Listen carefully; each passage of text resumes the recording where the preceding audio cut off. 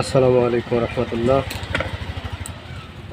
Ceiling ফ্যানের coil বাধাই করার পর কিভাবে কাগজ লাগানো হয়, কাগজগুলো কিভাবে মুড়িয়ে দেওয়া হয় সেটা দেখুন। এই যে সমান করে কেটে নিলাম।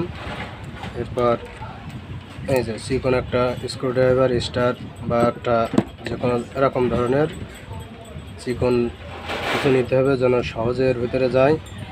এই যে মোড়া দিলাম, এই মুড়ে দিলাম, কাগজটা খুব সুন্দরভাবে লেগে গেল। প্রত্যেকটা কাগজ আমরা ঠিক এভাবে ঘুরিয়ে ঘুরিয়ে মুড়ে দেব, তাহলে কয়েলটার বডি কানেকশন ফিউজ হওয়ার কোনো ভয় থাকবে না। ঠিক এভাবে। এরপর আমরা বার্নিশ দেবো, বার্নিশ দিয়ে ওয়ারিং করে ছেড়ে দিলে কয়েলের কাজ